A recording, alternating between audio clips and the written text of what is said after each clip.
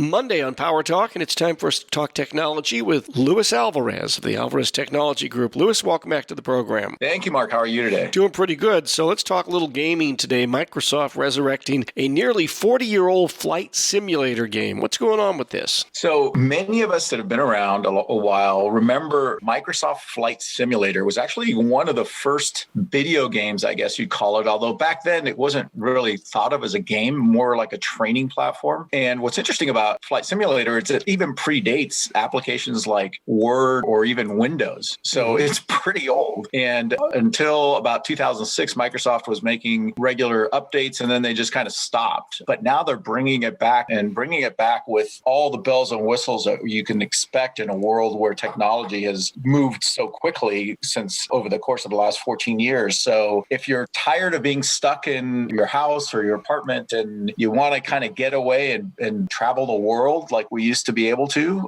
now you have a way to do it with Microsoft Flight Simulator. Say, when you were in the Air Force, was this a popular game with pilots and other Air Force people? Oh, yeah. We all had it. We all had you can play with just a keyboard, but it's better if you get the joystick and the whole getup. I mean, you could literally get the pedals and joysticks and connect it all up. Back then, you did it with serial cables to your PC. Now, obviously, it's going to be with USB or even Bluetooth. But if you want to get into it seriously, it's a way that you can learn to fly, literally. As one of the things that they've done is they've made it like flying a real plane. So there's no like basic mode or learning mode where you can make mistakes and still play the game. They really want you to learn from the ground up what it takes to fly an aircraft. And they have lots of tutorials, ways to teach you to get a plane off the ground and get it back and land safely. But you can travel the entire world, given all the satellite imagery and everything that's available. This is a cloud-enabled application, so you need to be connected to the internet to play it. But when you're connected, you have access to over 2 petabytes of information of every,